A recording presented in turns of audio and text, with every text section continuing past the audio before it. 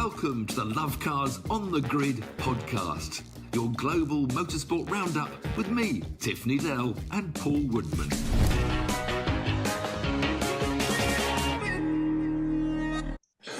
Welcome to Lovecars on the Grid, your global motorsport podcast.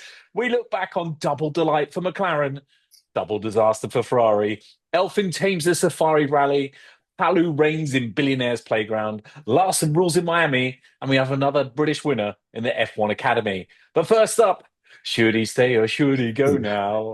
As Red Bull driver drama continues with Liam Lawson and, of course, the lovely little Yuki Tsunoda. Tsunoda.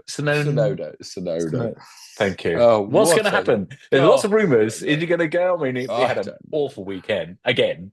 I mean, it's just so, everybody in the press and us, we're all saying, well, it should have been Yuki in the first place. It was obvious. I mean, Lawson's Max a junior. Doesn't want a good driver. I don't know. Is it Marco? I don't know who it is. It's the because Marco goes on character. What they like Lawson's sort of spunky character. His self-confidence. He's going to be able to take on Max.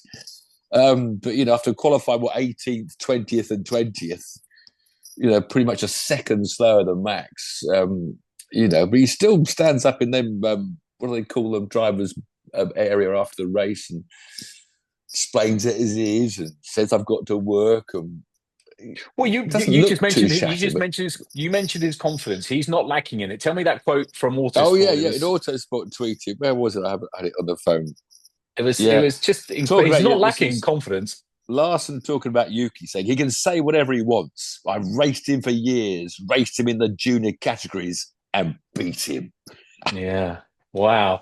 Well, one thing, Alex Albon, who I really rate in every way as a person and as a driver, he said something really good. And when you get a computer or you're gaming and you put your intensity to maximum on your mouse or something. Gaming, what is this, football? Okay, golf, so when you get let's do it in your context. So you get a new computer and your mouse, you put it on high intensity. Yeah. So you move your mouse a tiny bit and it moves right off the screen. It's really, really fast. He said that's how the Red Bull set up. He said, so it takes every driver, however good you are, a while to get used to it. But Max, of course, is very used to it. And he said, once you get used to it, if it's a way to drive. But I don't understand why the two cars have to be set up identically like that. Yeah. Surely you've got some play in it. I know. And that's what I know. The concept of a car I know is quite tight. But you would have thought, I've always thought that. Why can't you just have your car? But obviously the whole aero concept of it, the whole suspension concept of it, maybe you can't. I mean, I saw that Albon thing. Yeah, I didn't even know you could make a mouse faster anyway. I've just plugged mine in. But yeah, he says he wants to turn in the front end. And then if he wants to go quicker, he makes it even sharper and sharper as he gets used to it, as Max gets used to it. But of course, the back end's wanting to step out all the time. That's the way most people drive. And, really makes it even tighter. Then you have a couple of spins or a crash, he says, then you lose your self-confidence. And then, if you're nervous and not happy with the car, if it's turning into oversteer. So, yeah, I agree. Why can't they change the car? But, should they change the driver again now? I mean, it's just, they look ludicrous, to be honest. They can't get themselves organised. I mean, Liam must have done the test at the beginning of the season in Barcelona and Abu Dhabi. They went 2 tests, didn't they? I can't remember how far off the pace he was then, but obviously they were running different fuel loads, weren't they, and everything. So you would have thought they would have seen this problem coming before it arrived, on the grid in Australia. But I think, Yuki has to go in, but does Yuki want to go in now? You're right. Does he want to go? Because he's quite content where he is, and he's. I know, but he can't turn it down because he's always said, that drive's mine. My ultimate is to get that drive. And he did have a good test session, but that was in last year's car, obviously. And he said his feedback was good, and they all said it was good, and then they still picked Liam. And now, of course, he's got even have it worse because he had Hadjar out-qualified him for the Grand Prix last weekend. So Yuki's now feeling a bit. I suppose he thought, I better get away from Isaac. I'll be better off being beaten by Max. But there's every chance if he goes to the Red Bull, he'll be out-qualified by Hadjar in the RB, whatever they call those flipping things. What do they call bulls? Yeah, Red Bull Racing or something. I'm telling you one thing as well, by the way. What are the cars? How do you differentiate a Red Bull from a Red Bull now? Because they've called themselves... One's white and one's blue. I'll tell you one thing that's for sure: whoever races in that team is going to be slower than Max. Max is a phenomenon. He is, but if just he can on a different level. If he can get within 2/10 or 3/10 of Max and Suzuka, then that would be a win. For the public. Maybe Checo wasn't so bad after. Maybe they shouldn't get. But Checo was just shattered. Motor is so mentally the strength, the mental strength. They've all. So I don't know what on earth's going to happen. I presume that they'll put Lawson in the RB or whatever they call those ones, and he'd have to go up against Hadjar. And Hadjar's probably on a bit of a crest of ways. So Hadjar will probably out-qualify Liam if they change. I really don't know what's going to happen. So hard to predict. It's going to happen soon. They're called Racing Bulls, by the way. Racing Bulls. I just checked with Elliot, our colleague in the room. So and the others are Red Bull. So it's a Red Bull. Yes. Max drives a Red Bull, and they drive Racing Bulls. But exactly. They're still RB. If you make an abbreviation, they're still both RBs. Well, don't make a bloody abbreviation then. Say the full word. Hey, here's Max and he's Red Bull being chased by what would you say about the Mercedes? Racing Bull. It's a Racing Bull inside the Red Bull. No, the Red Bull's holding him off. Red Bull Racing. Same. What? Same. 3 syllables. No. I'm just talking about the car. Ferrari. 3 syllables. Right. In other news, Zach Brown. About counting? So I'm just saying, a commentator having a Red Bull being challenged by a Racing Bull, and the Racing Bull's up the inside of the Red Bull. The Red Bull. Okay, so the commentary, I think it's agreed that in commentary you say Red Bull for Max or for Liam, but you say RBs for the RB. So the RB is trying to overtake the Red Bull. Yeah, I've got something for you and our listeners or viewers. So Zach Brown said that they had the best driver lineup when they came. They're one, two that we'll come to. So I don't think they have got the best driver lineup. They've undoubtedly got the best car. But what would you say, if anybody, who is a better lineup than Norris and Piastri currently on the grid now? A 2-driver lineup.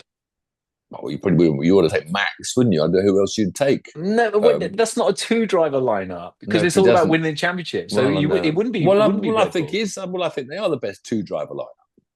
Really? No, I don't. I disagree. I think that's good. That's good. You can have your opinion. You mean I can Max and Lando? I can mix and match.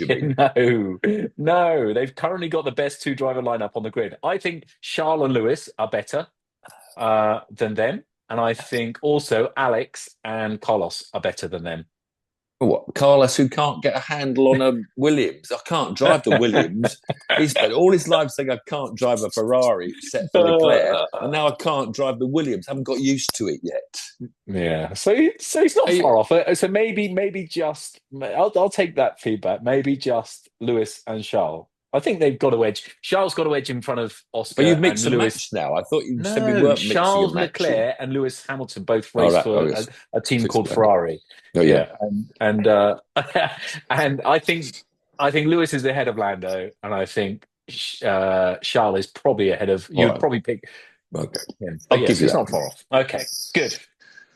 So will he stay or will he go? Final answer. Who's going to be in for the Japanese? I think it's going to be Hadjar. I mean, I think it's going to be Yuki. I think it's going to happen. Yeah, not Hadjar. I think it will be. It'll be amazing. Imagine that home crowd as well. Imagine that with Yuki driving that, and then Liam Lawson will beat him in the RB.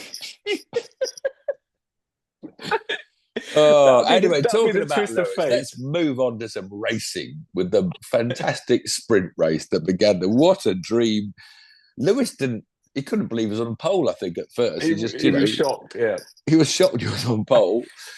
And then he led away from start to finish. I mean, what an absolute fairy tale thing, Ferrari. Of course, China's got huge Ferrari following, the East, they love the Ferraris. And it was just absolutely magical. It was just so glorious to watch. And all the doubters and everything else and all the Lewis haters. And there he was. It was amazing. I'm so pleased with him and the team. But then how? We won't. Let's talk about the main race a bit later. But then how did Ferrari drop off the pace so much in the full race? Lewis, amazing with pole position and winning the race, just fantastic. But how can they get it so wrong or so different in the main race to the sprint? Ferrari as a team. I think the others tweaked and got better. I think maybe I don't know. It's the pole position. Qualifying is so tight, isn't it? Around there, you only got to drop a wheel or make a small error, and you drop 5 places. And as you know, we're looking at Lando in the sprint race. Lando qualified 8th. And then he had a terrible first lap trying to get up, didn't he? I don't know where he dropped down to after that, but he went off trying to go around the outside of George. Did he qualify 8th or he dropped to 8th? No, he finished 8th. Sorry, I forgot where he qualified. He finished 8th. Qualified about 4th, I think, did he, for the sprint. But yeah, he just had a bad... He sort of implied that he's never got on well with that circuit. I think he's talked about the past. And the trouble with Lando, he's self-criticised. You all know that. Last year we kept on saying, stop beating up on yourself, when we'd lost a race because of strategy error or because you made a small mistake. He's too quick to down himself. And I think we saw a bit of that over the whole weekend, really, after the sprint race as well. But, Lawson actually had a couple of good races, really, which mentioned the Grand Prix as well. He was 14th in the sprint and 12th in the Grand Prix. So he did move forwards, but unless you can get up the grid, as we've seen, not to do. But it was a good sprint race, entertaining, not overly exciting. But Lawson didn't finish the sprint. And he was a class of DNF. It was 14th, but it was a DNF. Was he? Oh, was he a DNF? Yeah. Why did he DNF then? I can't remember that. I can't even remember. I'll ask my trusted colleague if he knows why Liam Lawson didn't finish the sprint. No. But anyway, so... But the great thing was, we dreamt that, the Papaya domination was over. We thought, this is it. We've got Ferraris, Mercedes, McLarens. What's the Grand Prix going to be like? The Grand Prix is going to be a really good Grand Prix. And it really wasn't. Well, it was interesting. It was good. It wasn't interesting. Stuff. It was bloody boring as it was one of the most boring races ever. It wasn't interesting. It wasn't. It was McLaren. It was McLaren. It was just a case of who was going to win. Was it going to be Oscar or Lando? Yeah. Lando made a good move on the first turn, though, because Max was trying to go around the outside of George, and then Lando nipped up the inside. That was quite a nice little move. But the Ferraris nearly put themselves out. Yes, and so, but unfortunate that he banged his wheel on his end plane, but then we went on for the race. It was the interesting thing about the weight limit at the end of the race, which I'm delighted shot the engineers in their own feet. God, they're so obsessed with every ounce, every gram, and the computer says if we start with this amount of fuel, it's quicker than having more fuel and driving faster, because they all expected this 2-stopper or maybe even some pace cars. And in fact, towards the end, when you picked up the radio when Lando was chatting about, tell Oscar to go a bit faster because I don't want to come into Oscar's dirty air and they're catching me. They knew they'd have one more stop, maybe, but in the end, there wasn't one more stop. But one of the engineers says, we'll look into the racing later on, depending on what fuel we've got left. Yeah. So there was an implication already in the McLaren engineers that they were low on fuel. And that maybe they wouldn't be allowed to race because they'd have to back off and lift and coast just to get the 2 cars to the finish line without going underweight, which of course Leclerc did. And again, the engineers put Lewis's ride height, half a millimetre. Oh, I'll make you go faster, Lewis. I'll get your car another demi-millimetre lower. And then he scraped his bottom off, so he got thrown out. And of course, Gasly had the same problem with his Alpine being underweight. But they do love to run things to the extreme with this. I can't believe another kilogram makes that much difference. I know theoretically it might do, but there's a driver getting everything else. But I found out with the weight of the tyres, apparently when they're really worn out, they could be between 4 and 8 kilograms lighter. 8 kilograms maybe if they're from new to really worn out. So it's quite a lot of weight to play with. But just don't play with engineers. Just don't risk it. I can't believe it really makes of course they've got to play with it, but don't risk it. You take a calculator. Yeah.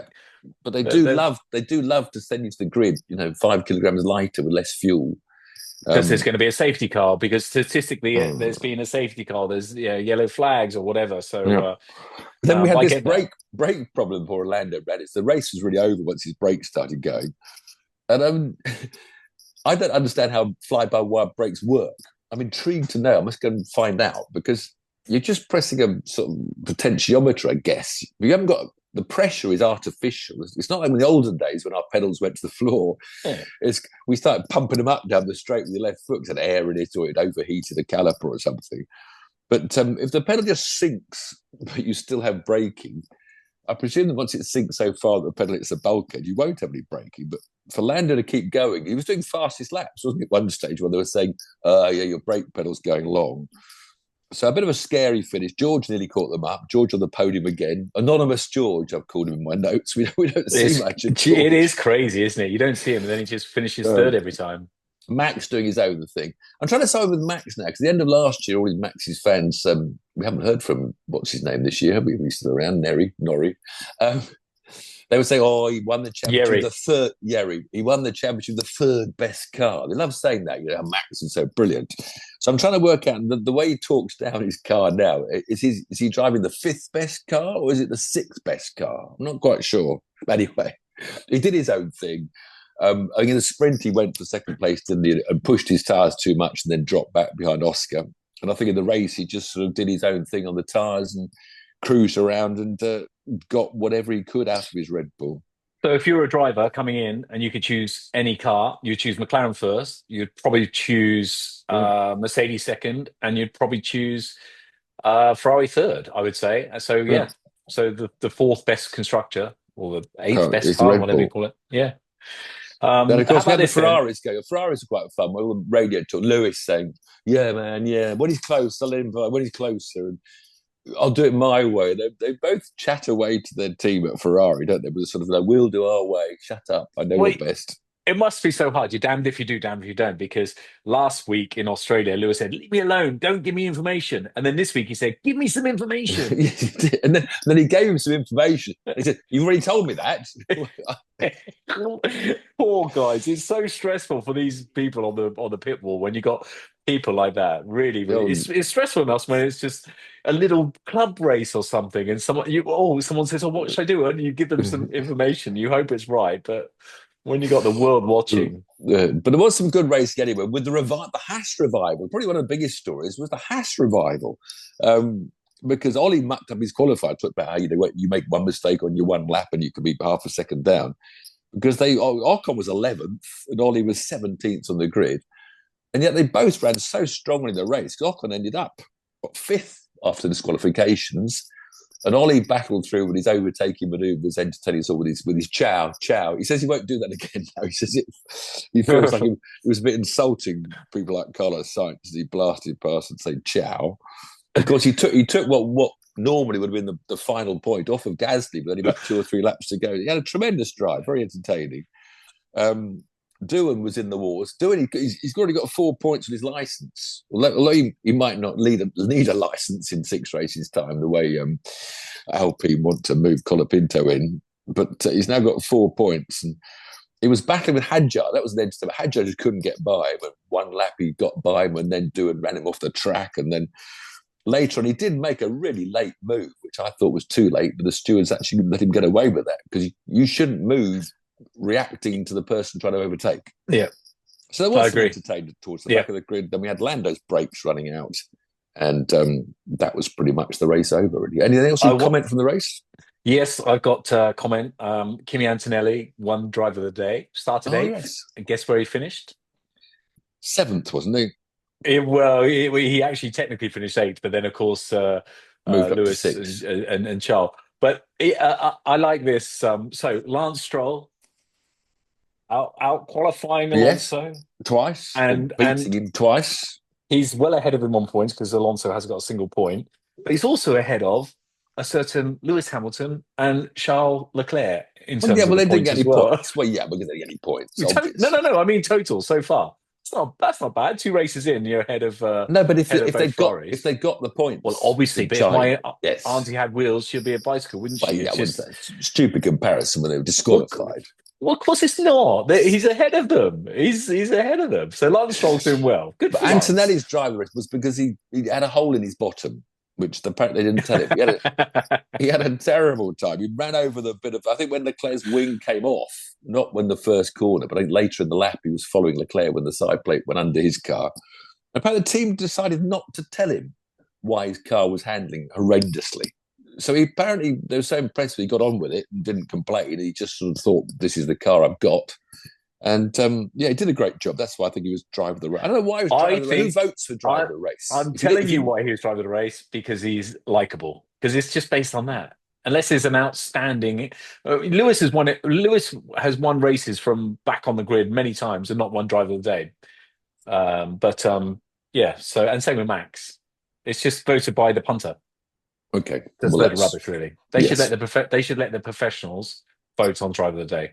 It's almost as bad as Formula E. When Formula E used to have that fan vote, didn't they, to give them extra boost for a lap? Well, that's stupid. Although Crofty, I know it's really hard and he's very talented, but some of the basic errors that you're making, it's just really cringe. But shouldn't dwell on the negatives, because it is very entertaining what they're doing. It's a hard job to do, but I just cranked the volume down. As Lewis was coming to win the sprint race, I was on like volume 8. So there's Crofty's bit. I'm going volume 8, volume 7, volume 6, volume 5. So as Lewis crossed the line, I'm down to about volume 1. I can still hear him screaming, Lewis! I don't mind that. It's just when it's so wrong. It's just saying things that are wrong, that are not right. But anyway. So, we had the Formula One Academy girls were out.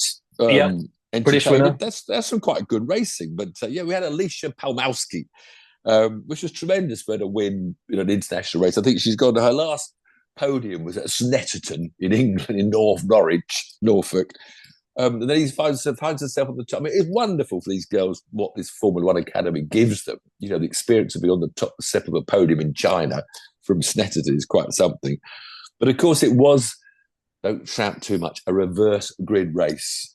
She was only 5th fastest in qualifying and started 4th, and she got through well to win that sprint race. But I had to retweet a tweet from one of the sort of many journalistic tweeters who did a picture of Nina Gaidman, and her quote was, the only thing in the tweet, Nina Gaidman takes pole position in China. Well, I'm sorry, I had to just... No. Yeah, it was reverse grid. She was reverse grid. She was the 8th fastest driver. So you can't put a headline up saying she takes. But I suppose word-wise, she did take it because it was given to her. But it's so annoying. We have to highlight sprint race wins more. We always say this, I know. But how would you feel as the driver that's just done the fastest lap in qualifying, and then some journalist says it's a bit like remember Aston Martin many years ago, they won their class at Le Mans in like GT class, and they said Aston Martin win LeAns. That was their headline. No, you haven't. No, you won the class. You won your class in Le Mans. But I guess technically they did. Also, the sprint race was 3 safety cars. I think they had about 4 laps racing. Because, of course, when you put the slowest cars in front of the faster cars, you get this concertina effect, and there were wheels being knocked off left, right, and centre.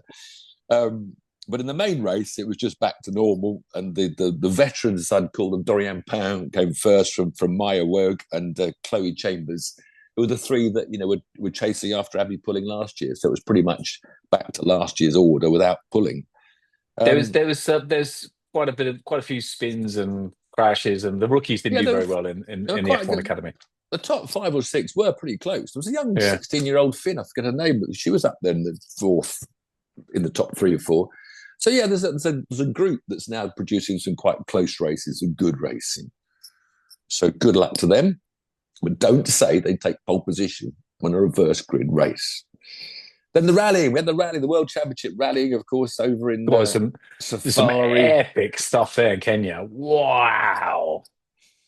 Aquaplaning through just sodden tracks and, just trying to survive it. And Elfyn Evans, our hero in rallying, who failed to win the championship against all odds, he just took it in his stride. He seemed, I think he didn't go 10 tenths. Maybe he didn't. All the other cars had punctures and problems. And he just walked it, really. Really impressive drive, mature. So he's won on the snow. He's just come from the snow of Sweden to the desert mud of the Safari in Kenya. A brutal rally. And it's Kalle Rovanperä, the superstar kid that dominated and won the championship 2 years ago before going on a sabbatical. He's struggling to keep up, and he broke down. He's got the Elfyn Evans bad luck and broke down on the last day. So is it Elfyn Evans' year? This is what it has to be. The 2 Hyundais were there second and third, Oktanak and Thierry, Gus and Thierry, chased him home. And of course, got 6th overall. The British Gus Greensmith won the WRC2 class. So we had 2 British drivers on the podiums in the Safari Rally. So well done to Gus as well. But yeah, always spectacular shots. If you haven't seen some of the video of Kenya, wow, they're literally, these cars are jumping 100 feet or whatever, huge jumps, and then landing. They're not landing sort of square. They're sort of landing on two wheels on the side, and then the balls on these guys. It's a famous jump, I think. So they all know it, and they all know what's coming, and they all go for it. But it was more, they're going through ploughing through mud and lakes and half the time. They had a lot of rain. On a jump like that, do you?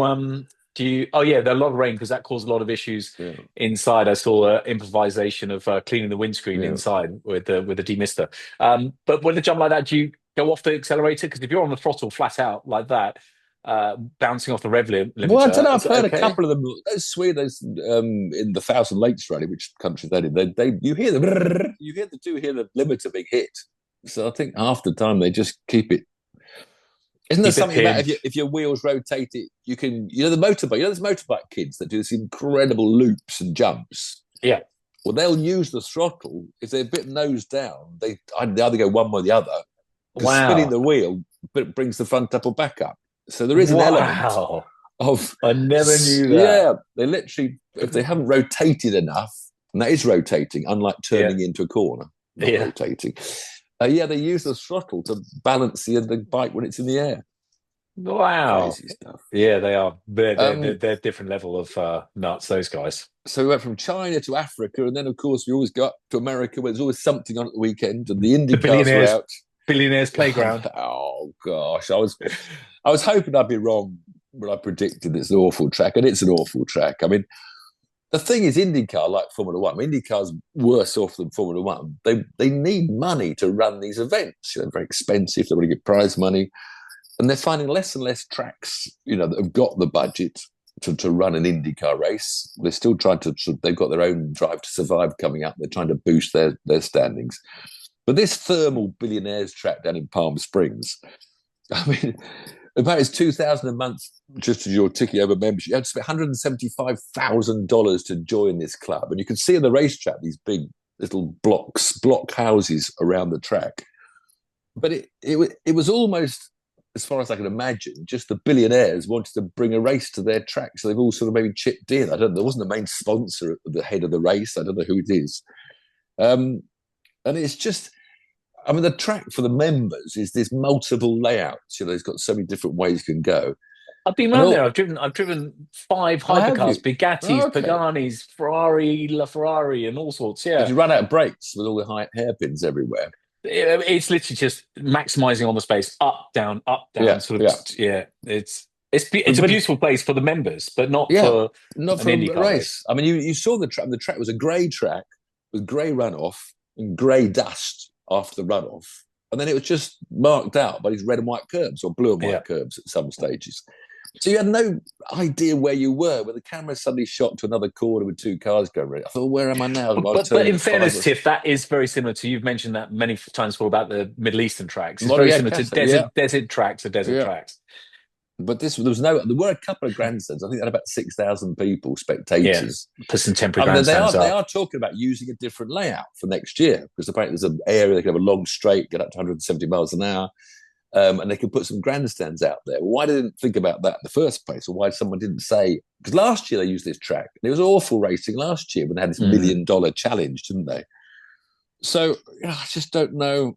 What to do if it's not entertaining to watch. And the poor old broadcast set of electricity, a power failure, a bit like Heathrow Airport. They went off air for about 15 minutes. But even then, the commentators they were just sort of jumping from 2 cars to 2 cars. You didn't know who had they stopped 3 times for new tyres, and you didn't know who was overtaking who because they had fresh rubber. And it was just a mess. I'm sorry, IndyCar. It was a mess. I'll tell you when I went there. You remember when you did your epic Chris Harris video with the 3 hypercars? Yes, so that would have been 10, 11 years ago. Yeah.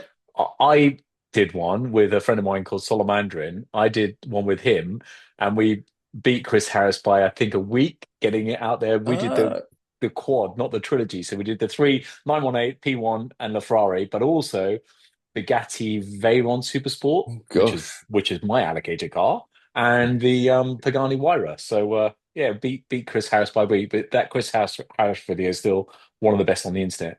Yeah, you were in the Ferrari, weren't you? Or were you in the P1? So the Ferrari. Yeah, wow. Wonderful. Very good driving, young Mr. Needell. Very good.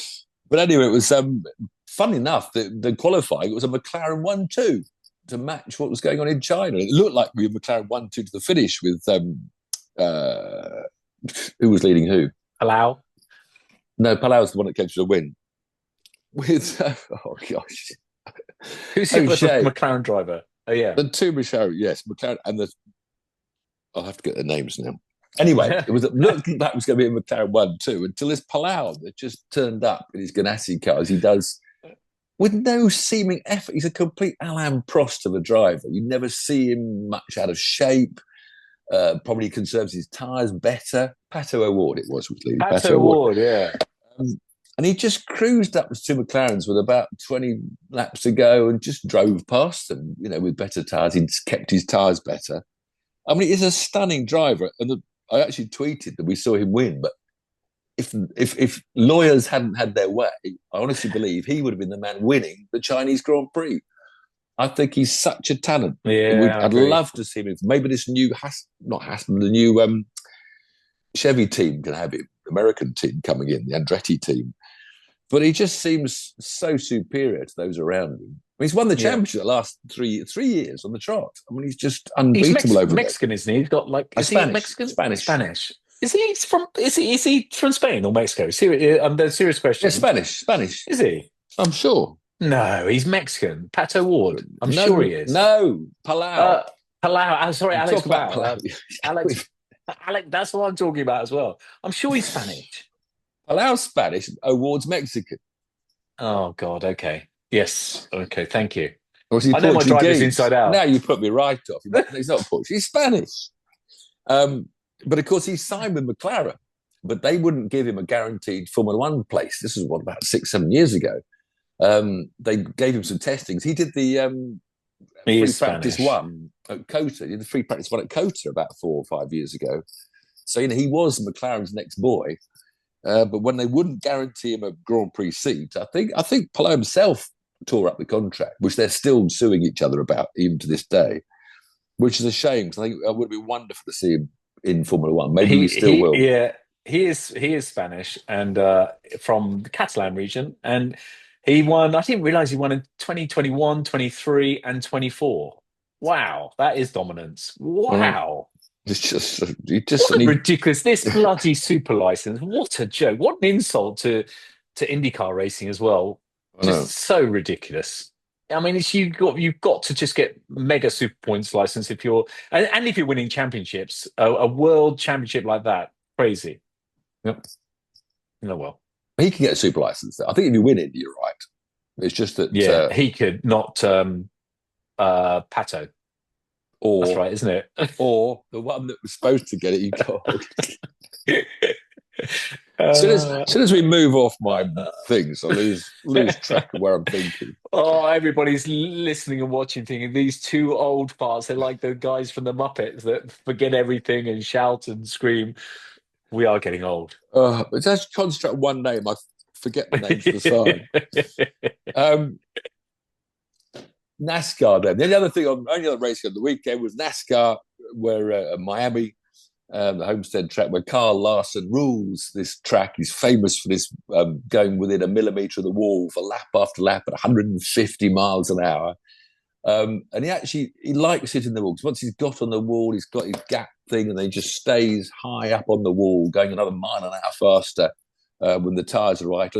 In fact, it's more effective when the tyres are worn out, because when you've got new tyres, you can take the tighter lower line, which is obviously shorter around an oval, and it's pretty quicker when you've got the grip. But once you lose the grip, I'm going to cough.